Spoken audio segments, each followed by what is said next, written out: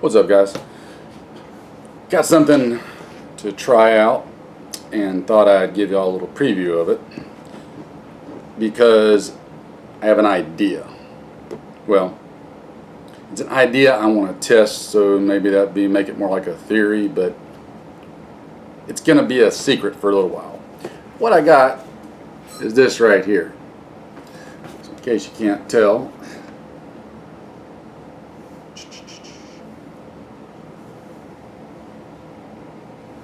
this is a Premier Arms 4-14 by 44 scope with their R-Grid 2B reticle. That'd be that one right there. I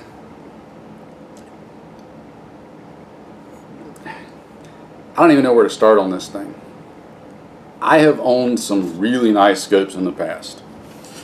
I had, some years ago, a really nice bolt gun setup with a top-end Leupold scope on it.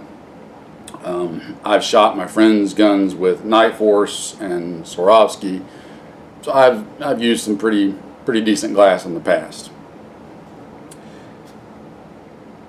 This scope right here is utterly amazing for the price. Now, I'll just go ahead and tell you that up front. This thing retails for $280. Most of the other comparable scopes that I would put with this are in excess of $800 to $1,000. In excess of. This is an absolutely phenomenal scope if you want to set up something for precision shooting at decent ranges. I'll just give you a quick overview of it. You've got, it's illumination capable. You can illuminate the reticle. Nice thing about the illumination on it is every other notch is an off. So it's like off, then one, then off, then two, then off, etc., etc.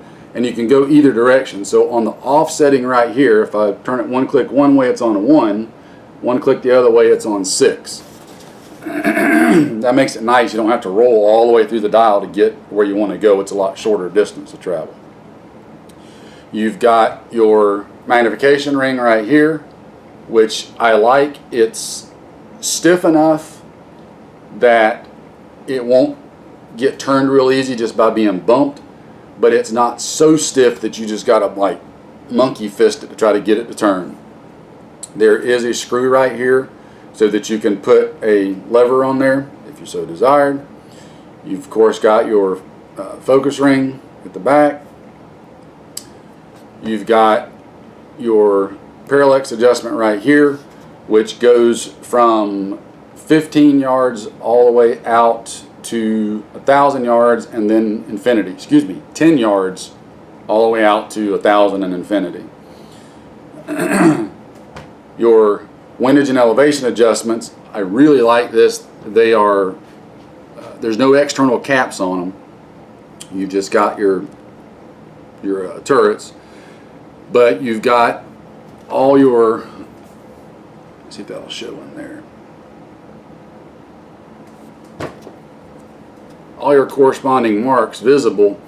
Once you get it set, you can undo the set screw up top, zero the turret back to 0, and then you're always set if you need to make adjustments, keep a dope log, etc. It makes it really simple. The clicks on these are very positive. They're audible. They're tactile. It's really nice without being too stiff, but not too loose either. You're not going to bump these and knock your windage elevation off real easily.